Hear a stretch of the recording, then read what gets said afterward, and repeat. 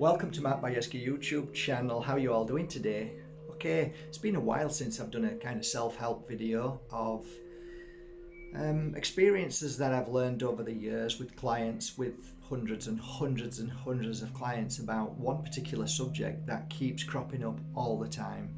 And it's a subject that is deeply painful for all parties involved, always, and we tend to forget that. It has a ripple effect, very, very damning, very damaging, very soul destroying, and a lot of people don't realize this, but it actually causes physical illness eventually to everybody who lives in this delusion. So what am I talking about today? Well, it's hard to put a title to it, but let's just say you consider yourself to be a black sheep of the family. Or another title could be Why I Struggle to Get On With My Parents. Another title could be Why Am I Always in Conflict with My Siblings? So if we're going to do this, let's do it properly. Let's not just dance around a little bit and make it YouTube friendly. Let's really go to the core and let's really tackle this. And the first thing you need to understand is there isn't a set procedure. There isn't steps that you can take that will end this experience, which it is. It's an experience. Every single soul is different on their journey of awakening, on their journey of understanding, and quite frankly, a lot of the times, their journey of not listening. How we desperately, all of us deep down, want people to listen.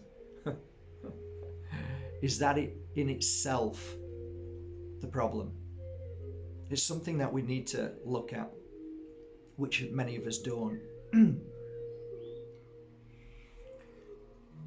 So where do we start? Where do you want to start with this? Because there's so many angles. What I'll do is I'll start by my experience, which is personal, instead of my clients. I may have mentioned this story once or twice before, I don't know, but it may be something that might trigger something in you when you're listening to this, and you might say, oh, I never thought about it that way, or oh yeah, maybe. Or it may not resonate at all, and you may think, okay, I can't do that, and there's going to be reasons why you can't do it. So it was clear as a child growing up that I wasn't like the rest of the family. We were all different. All of us had our own personality, but with me, there was a gap of 7 years. So I was a mistake. My mum said I was the best mistake she ever had. Not so sure about that. Anyway, my dad was a very unusual man. His life was something that we, as people who are in this world that came along in the 50s, 60s, 70s, 80s, 90s, we had a different life because we weren't fighting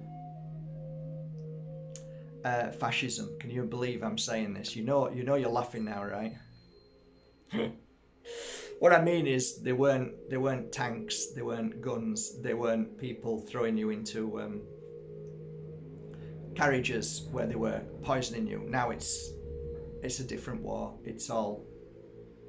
It's actually, people want that. They're actually doing it themselves. But anyway, shut up, Mark. Keep going.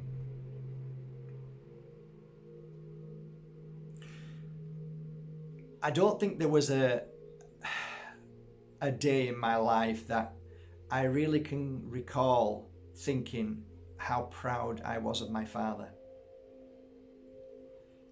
I can recall every day how petrified I was of him. because he may just flip at any given moment. It turned out as I got older that I realised he was an alcoholic. He was a cupboard alcoholic.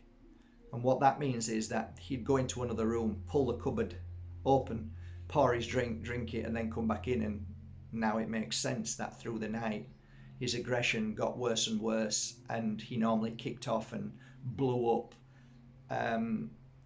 past 7, 8 o'clock at night. So, but then when he'd come home at 6 and have a strip wash and come downstairs, he'd do his military walk in the garden and see if there's any footprints that I left, and if there was, then I'd be ready for a real beating. Yeah, even my friends used to feel sorry for me when they used to come and look over the fence, because they all have a kind of reminder and a memory of me, and the memory is you took some beats. And I think after a while when you get beat, the beat doesn't really hurt, it's just the thought of the beat, you know, getting ready for the abuse. The abuse, you know, it's no problem. When it's over, you feel better because you're no longer fearing the abuse through that day. As I grew up, there was a final point where I said to my dad, I spilt some milk and my mum had just died, and he bit his lip, he raised his hand ready to give me a smack across the head. And I turned to him for the first time in my life and I said, just look at you.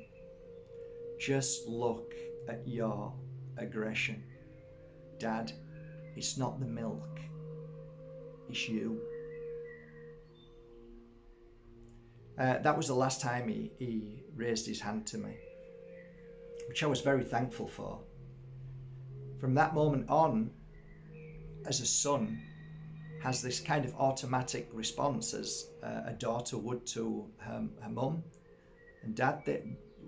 That response, that mechanism that's within us, that inherent energy, whether you call it the mind or whether you believe it's the soul, the spirit, we just want to help. But when we try and help or try and make a difference, I think deep down we're trying to make amends. We're trying to get a sorry from our parents. We're trying to get our parents to understand what they did. We're trying to get our parents to love us how we wanted to be loved. And I think there's something in that. I think we're always trying, or we're always wanting to make things right, but deep down there's a hole, there's a void that was never filled by our parents because of their lack of real understanding of what we want as a singular black sheep, as a different human being to the rest of the human beings, the ones that are a little bit more sensitive. Okay, a lot more sensitive, but we start to grow up and we start to see there's something that we don't really talk about to ourselves, and that is we don't really want to look at ourselves and say that we are different. We don't want to look in the mirror and say that I am nothing like my siblings or my mum or my dad, because we kind of feel that this, you know, blood is thicker than water, and there must be we must be the same, and that's a tough one for us to grasp, because if we're saying that we're not like them, we're almost saying that they're not my family, which is not true. They are our family, but blood isn't thicker than water in that respect. And I don't know. I just don't know. I just don't know. That phrase, where did it come from? Who created that? Because that's almost sounds a little bit sinister to me. Or should I say selfish? You know, hey, I'm your family. You've got to do these things. Hey, I'm your brother. You should be like this to me, or we should be like this to each other, or you should never do this. no, I'm sorry. No, no, no, no, no. What is for me really important is respect for one another. But here's where it gets really complicated. Deep down, each one of us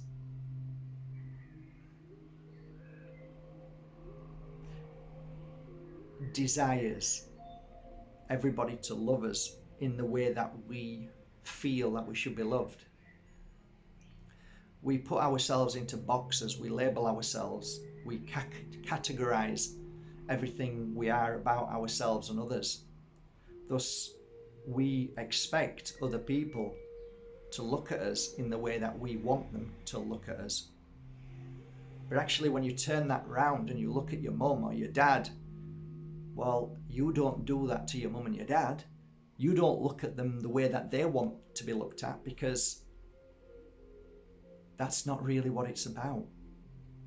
And that's not how you fix or heal any situation. And we could actually say that that's, without knowing, we're going into ego. We're wanting people to agree with everything that we do, everything that we say, and everything that we see. So we want people to basically love everything about ourselves, which is practically impossible, because each person has their own experience. There is a saying that, you know, if you really truly want to understand somebody, you've got to walk a mile in their shoes.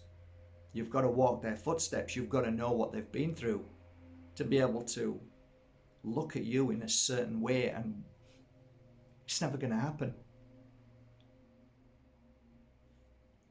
So I can tell you thousands of things that happened to me and my dad that I just used to shake my head. I used to cry. I used to just have sleepless nights thinking, what kind of dad is this? You know, this isn't a dad.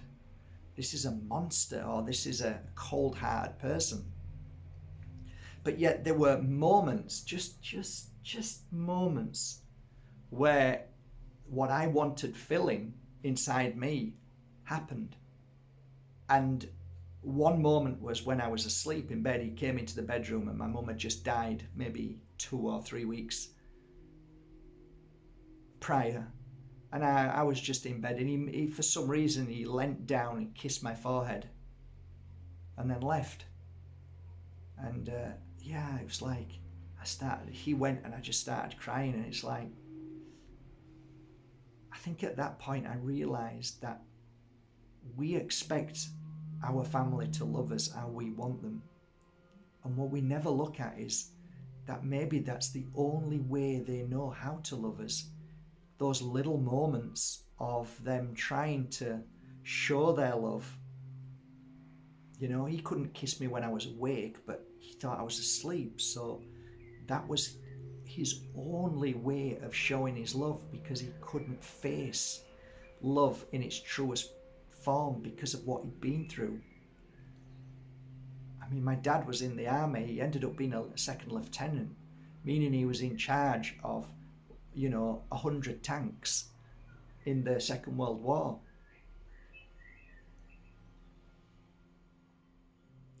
You don't grow up as a kid and then go straight to the army and start hugging your best friends in the army. You don't go up to them and give them a hug like I do with people that I meet. Yet I expect my dad to hug me, or I expect everybody else to be like that. But you don't know what other people have been through. You don't know what their love is, their ability to love. Who says that your mum or your dad or your sister's love for you isn't equal to your love for them?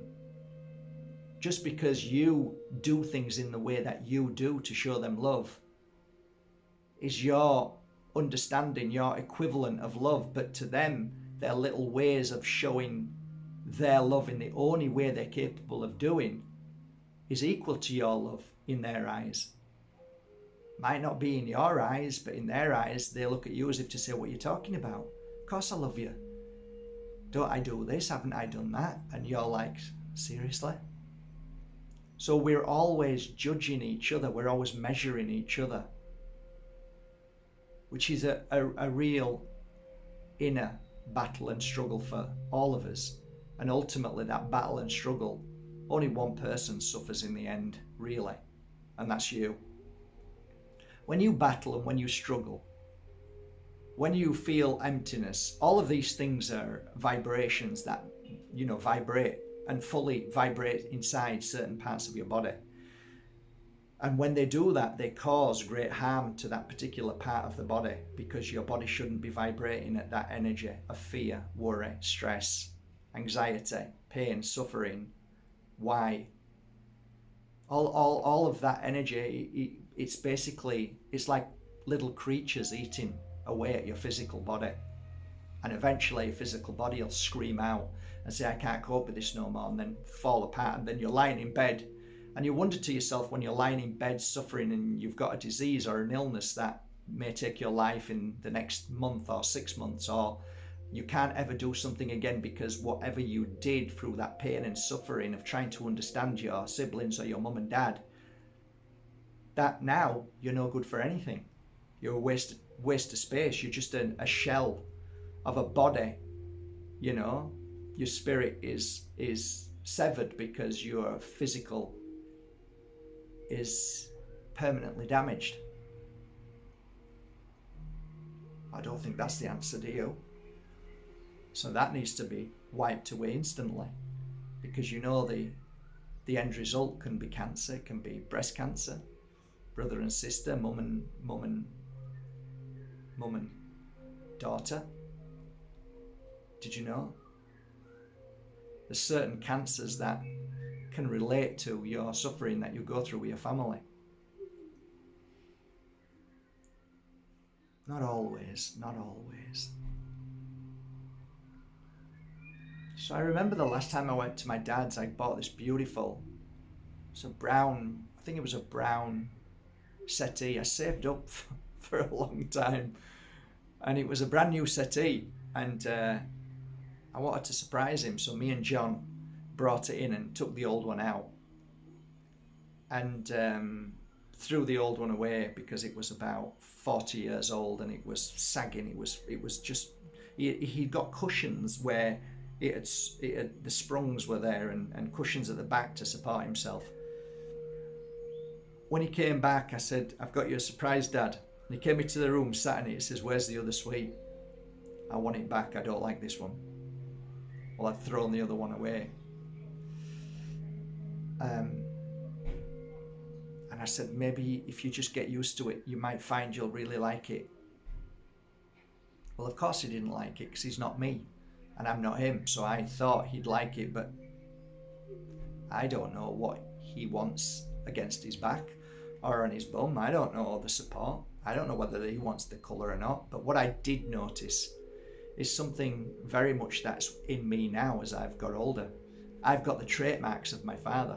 A friend of mine said to me the other day, I'd like to buy you something. I said, don't buy me anything. I said, I'm very difficult. When you buy something, it's probably not going to be right. And I'm thinking, Jesus, you're just like your dad. Oh my God. Ain't that a slap in the face? Or is it the head? Or is that a kick in the head? So I said, I'm sorry, Dad. I threw it away. And he got really angry. So I stormed out with John, and I stormed out because I was gutted. Not because I was angry, but, sat in the van and I just banged my hands against the thing, and then all of a sudden I just started laughing. I always remember that. I just started laughing. And I said to myself, you are a fool. You're a fool. Not because I bought him the sweet and he didn't like it. It's just that I'm a fool because this is a kind of test. And I realized this is about emotion. This is about my feelings. It's not about my dad. And I realised my dad will never change. And I realised at that point that I'd spent all my life trying to please my dad for him to love me in the way I want him to, and to react in a way that I consider to be a right way of reacting. And I realised that, Mark, you're banging your head against a brick wall, son. He's never going to change because that's who your dad is. And I laughed. And I think that was the moment that something released.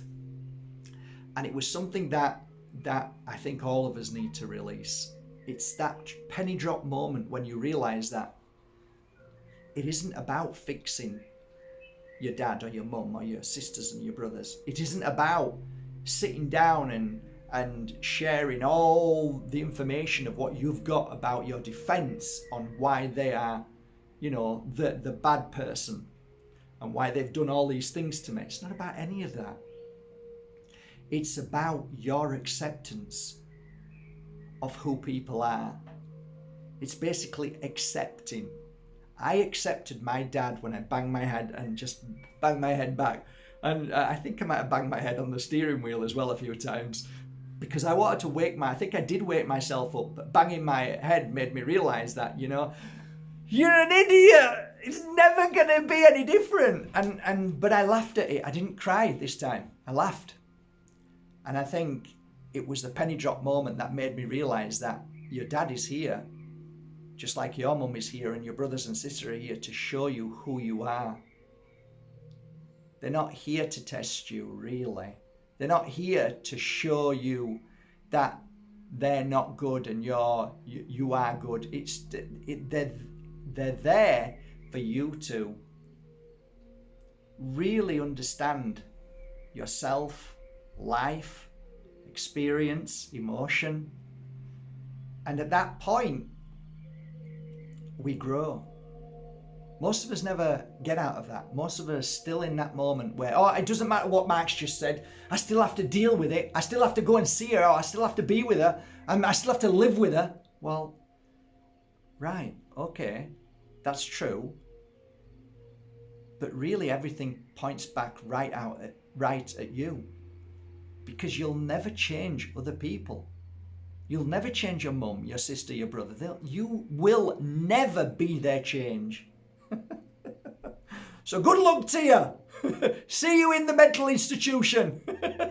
See you soon. See you in hospital if you continue down that path.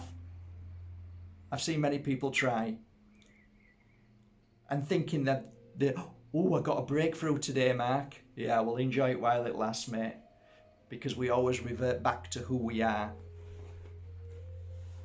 Very, very, very few people actually really change. Very few. The ones that do, I honour them and respect them, and I'm often around them wanting to know what they did and how they did it.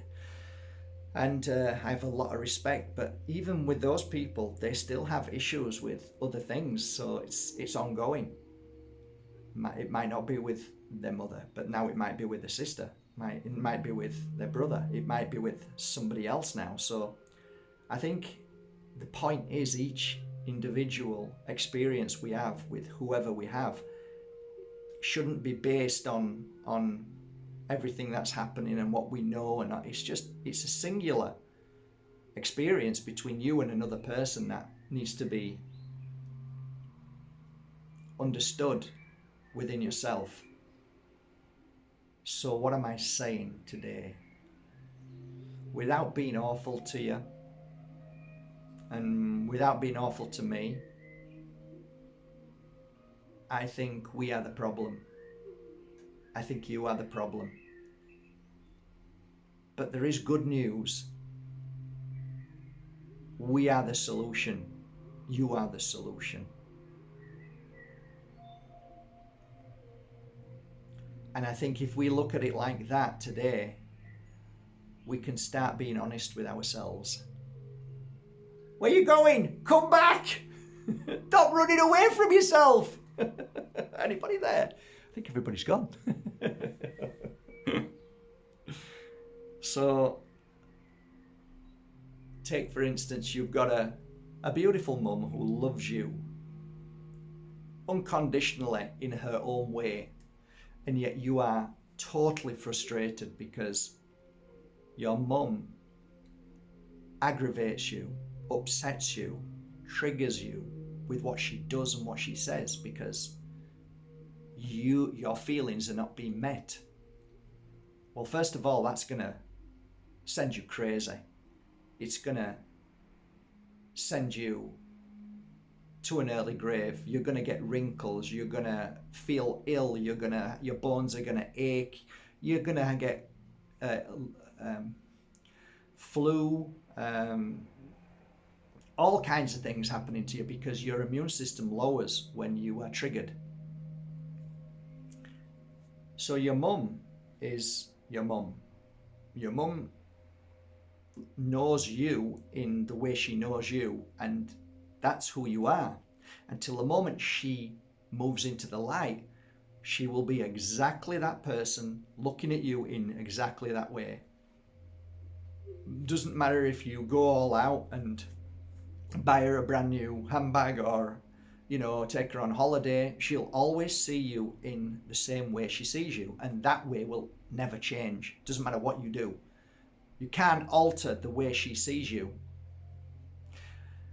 You probably thinking you can, and I'll say, well, you can for a little bit, but they'll always revert back to how they saw you originally. It's a flaw in humanity.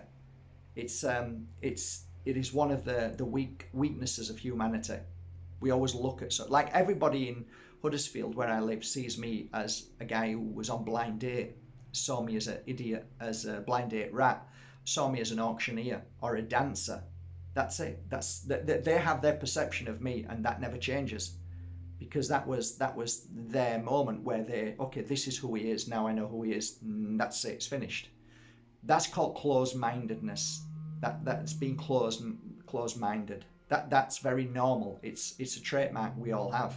I guess it's a way of compartmentalizing everything in life as a box, as a label. So I don't think it's just something up here. Here is where we should be really feeling. And I guess if we really truly believe that each person has a divine path and an awakening at any given moment, then we should be open to it at any given moment and say, no, that isn't the person. That person changes every single moment of every single day, so they can change, and we do change, and we are the change, and everything that, it's constant, isn't it? Everything, change, always changing. Yet, when we look at family, that's who they are. That's who my mum is, that's who my dad is. So there is contradictions in everything that everybody says, and including me, because at the start of this I said that our parents will never change, and I meant that as a measuring stick to the thousands of people that I read for. There's only 1%. If I said 5%, that would be pushing the boat of mums and dads who actually change. So ask yourself this question now. You've been watching this for nearly half an hour. Ask yourself a question. The issue that you've got with your family or even your partner, is it ever going to change?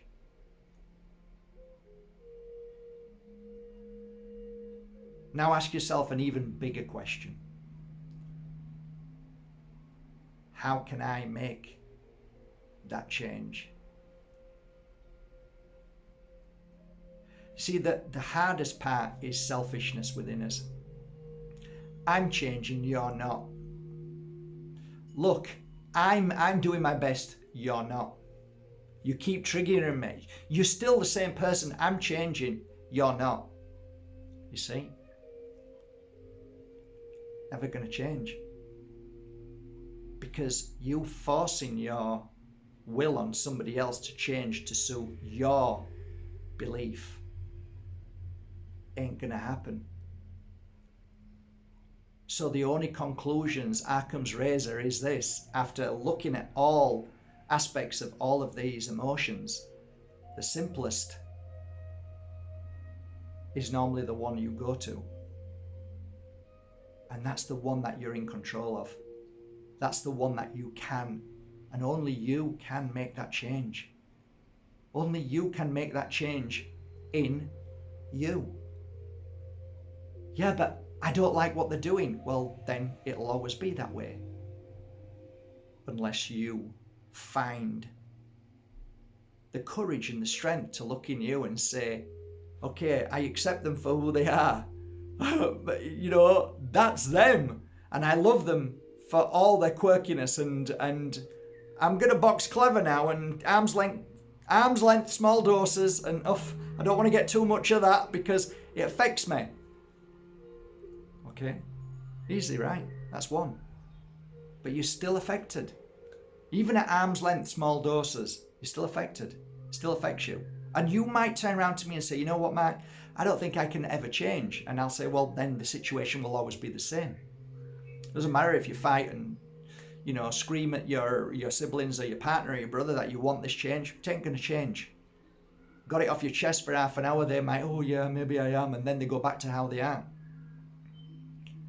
So ultimately, the greatest change of this circumstance I saw within many people is that they changed themselves. They looked in the mirror and asked, why am I being triggered by my mum telling me all the time what to do? Why am I triggered by my partner not showing me love? Why am I triggered by my brothers and sisters treating me differently and not showing me what I want?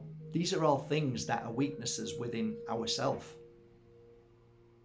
And I'll tell you why, because when you are at your strongest and most powerful, and you walk through that door and you haven't seen them for weeks and weeks, you feel happy and strong. And even if they say something, yeah, it's okay, I'm strong, I'm happy. Give it 3 hours, give it 2 days, 3 days, and you'll see yourself coming back again. That weakness raising its ugly head in your head. And then the thoughts start, and here we go again. The battle commences. Never stops. It keeps repeating itself. There's a reason why it keeps repeating itself, because you haven't fixed what you need to fix inside you. And what is that, Mark? For God's sake, get on with it. Ultimately, all of this is about what you need to make you feel comfortable and happy in your life. Everything that you want from others, you want projecting into you like a healing session. You want people to make you feel as if you are normal. But you're not. You're not normal at all. You are an individual, beautiful, amazing ray of light that is 1 in a trillion. You have uniqueness, a difference in you that nobody can ever mimic, copy, understand. Nobody can ever truly know the real you. And sometimes when you ask yourself, who am I? Well, look in your mirror. You beautiful, sensitive person, who are you? Ask yourself. I can bet you'll say, I don't really know. Because we don't really know who we are. Because we're experiencing things every day, and all of those experiences are knee-jerks, or acceptance, or anger, or all sorts of emotions. You don't know who you are from one moment to the next till a situation appears. Only then you can say, all right, I get, I shouldn't have done that, or, oh wow, I feel really strong because that didn't affect me. Wow, I'm a lot stronger now. Yeah, okay, but who are you? Well, I don't know. Maybe you're not meant to know who you are. Maybe the whole point about this world, this life, this experience is to understand your challenges, your weaknesses, your flaws, your knee jerks, your fears, your strengths. Maybe they're meant to be shown every single moment of every single day. Who am I? I don't know, but I'm living an experience. Don't ever beat yourself up because somebody doesn't understand you.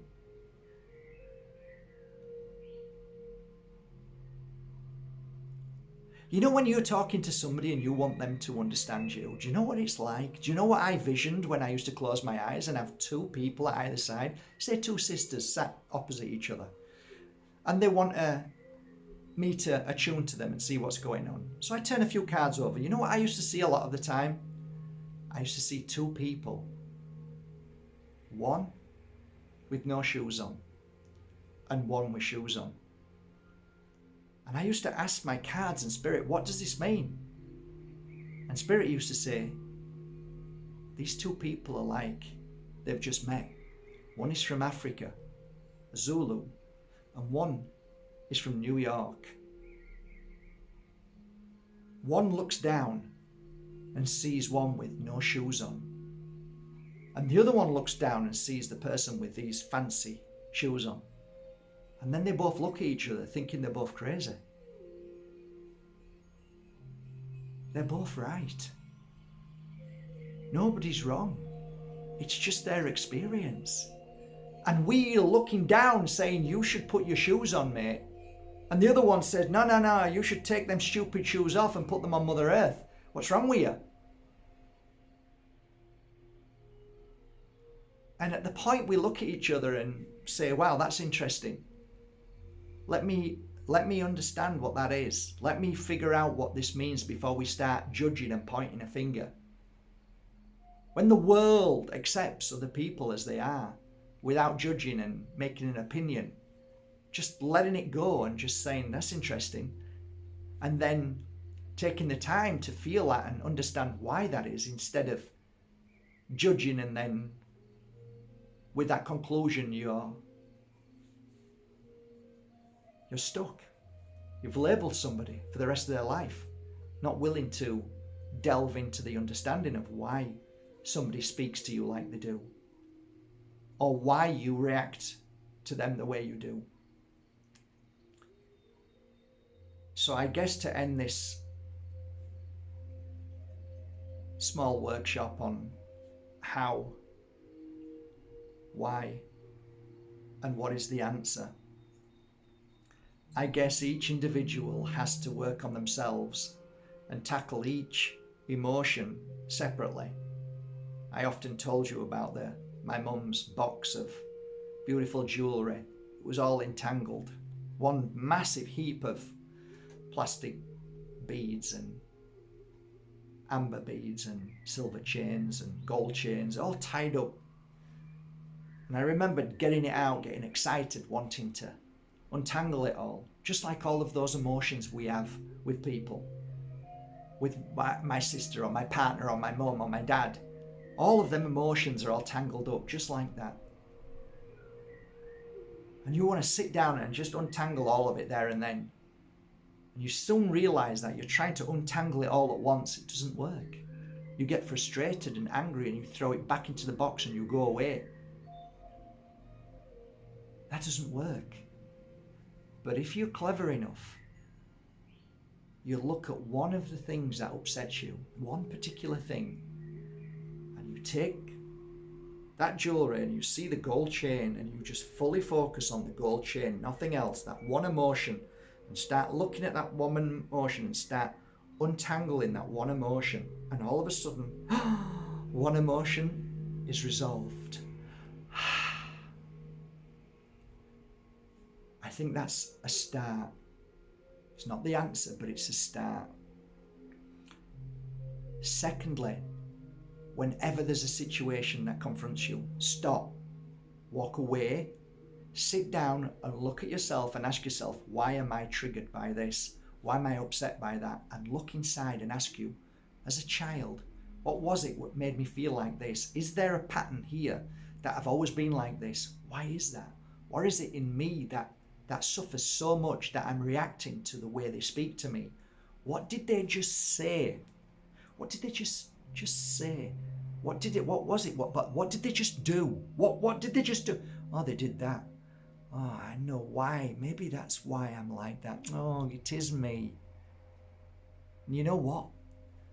The most liberating, the most pure healing session you can give to yourself is looking at yourself and finding an explanation to why you feel so much suffering and pain when your siblings, your partner, your whoever does something that makes you react. I've spent 20 years looking at my reactions. 20 years, not 1 year, not 6 months, not in a kibbutz for 2 weeks in silence. 20 years. Have you fixed it, Mark? No, I haven't. Have you resolved anything? A few things. Did you learn from them? I learned from them. Have you got anywhere else to go? Have you got a long way to go, a short way? Got a long way to go. In fact, it's never ending. In fact, it's called a journey of life. And my life will always be triggered for different reasons all the time. And yet I still have the courage to face them and look at myself and say, today I need to work on this, or tomorrow I need to sort this out and work on that. And oh my God, I can't believe I did that.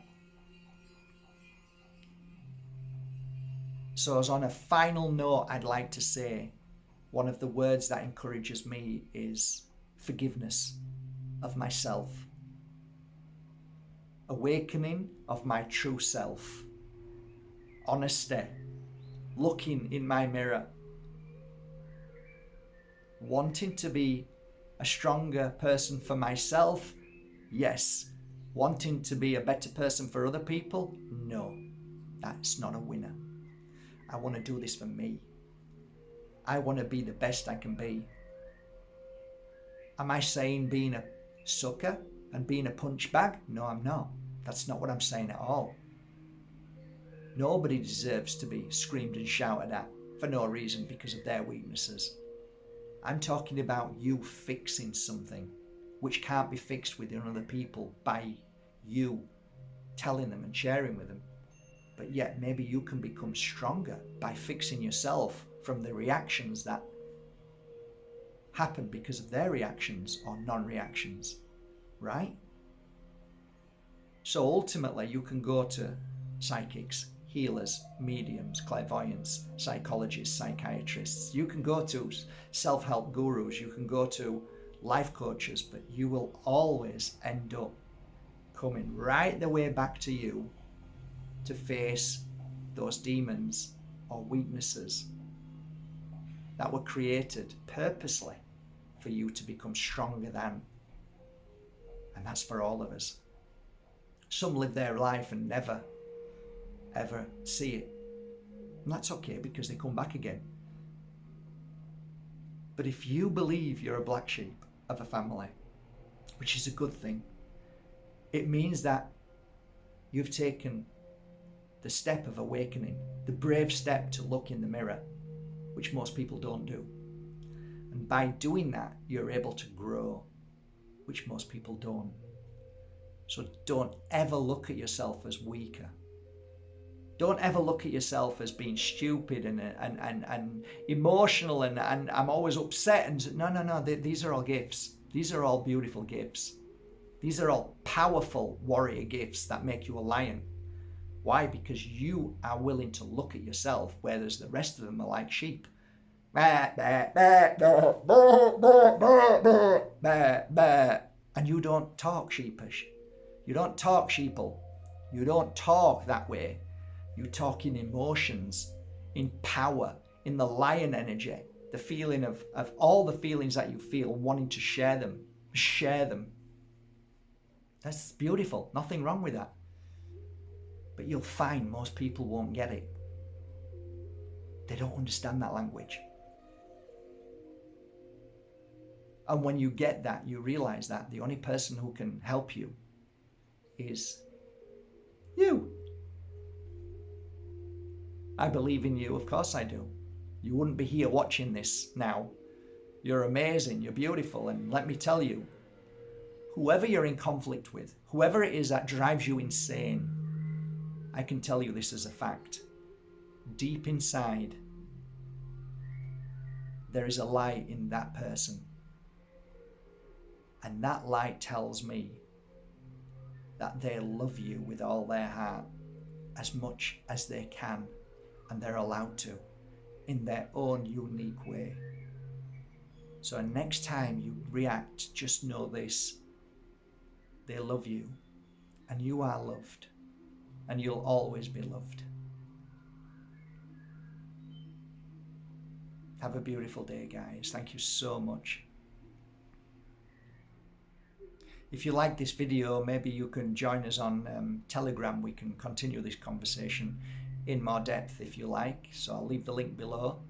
And please do, if I get knocked off here very soon, which I think I will, please again, join the link below, which is Mark Bajerski Crystal's channel.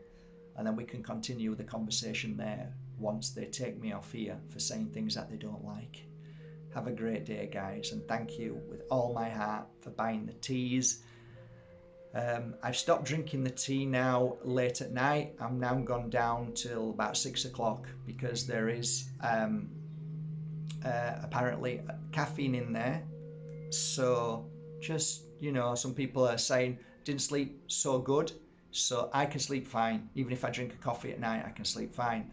But maybe stop the drink at 6 o'clock and then you should be fine. That's it, really. I'm feeling great. I'm wishing you a lovely day. And hey, life is a journey. Keep being the best you can be. And remember, when you're triggered, always hear these words: no one has the power over me. Say it and mean it. But just remember this: no one has the power over you unless you allow them in to take it away.